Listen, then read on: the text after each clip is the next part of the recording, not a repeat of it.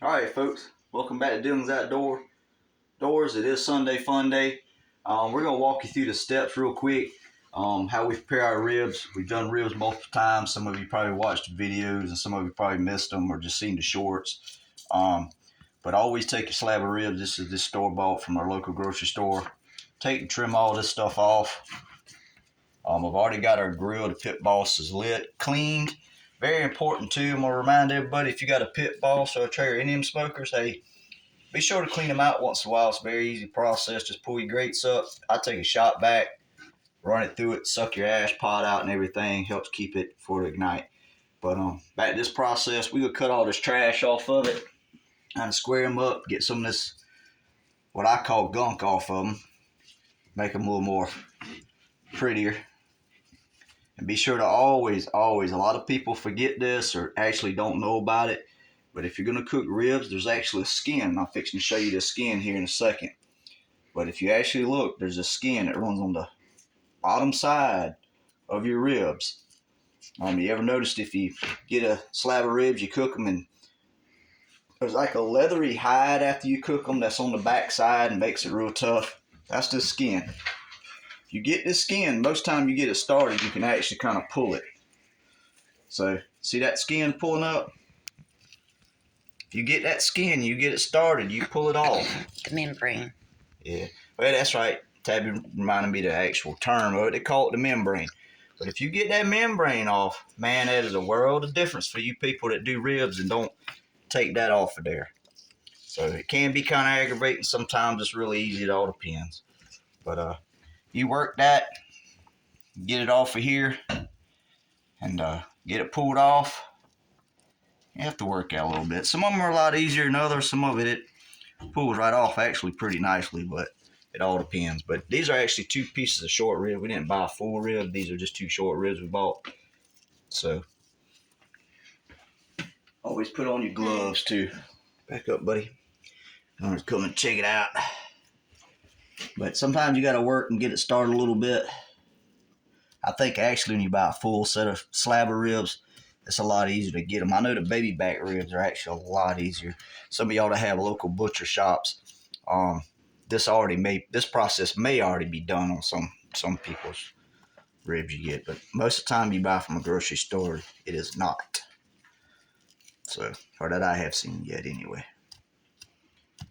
Like I said, sometimes this process is a lot easier, but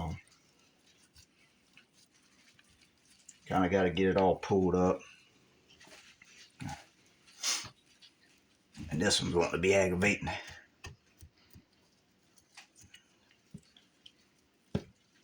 We're going to get it all off of there. We don't have no fancy butcher knives or knives for this, but kind of work with what we got, like most people. So the knives ain't like the sharpest and the best quality, but they work. Actually, they're just, I think, $1, $2 knives from Family Dollar, to be honest with you. But they work. So, but kind of look through, make sure you get it all off of there. Now, when you get done with this process here, you can kind of look and see if you want to trim them up a little bit. I trim them up for the most part, kind of get some of the extra fat off of them, which helps. Some people actually cut this end off. Sometimes I do, sometimes I don't. In today's case, I'm not going to. We're going to show you the steps on this first one.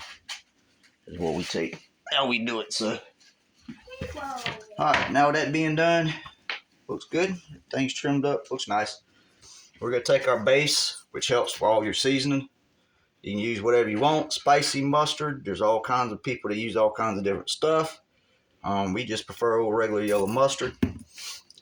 But you lay that down, get it all coated.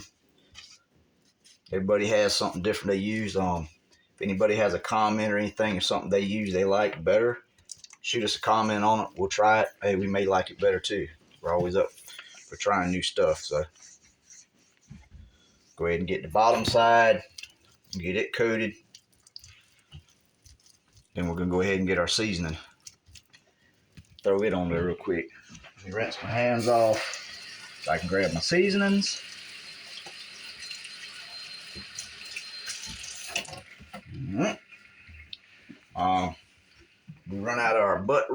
There's only a tad bit left. Just using a little Lone Star Texas brisket. Buy it at Walmart. Go ahead and give that a pretty good little douse. Or dose, I should say. My wife does a little more than I do. She probably thinks I'm being a little stingy on it right now, but Yeah. yeah. So this one is actually, I think it's the same brand. It's just Tennessee apple butter, brown sugar, molasses. So you get that side coated. I'm just very careful. I go ahead and set it on the pan at this point. Try to get some of them seasonings I've already got. Rub it in there one hand. Once you get this process done, she's ready to pretty much go on your smoker. Like I said, our ribs already been sitting out. Tabby had taken them out already. So they've kind of more or less got already room temperature. So the smoker has already been heated, cleaned, and it is now set at 200, on which I'll leave it. We'll get that process in a minute and I'll show you. But it'll be in another video. These videos will probably be in steps. And you'll also see the shorts because we'll throw the shorts out there too in the process of cooking on it. So y'all keep up with the shorts. I think most people watch the shorts and don't watch the full video. But either way, we're showing you the steps. Just keep in mind, you put them on. The grill's already at 200. You go cook them for about, actually you're not cooking them, you're smoking them, you're cooking them slow. At 200 for approximately 2.5 hours.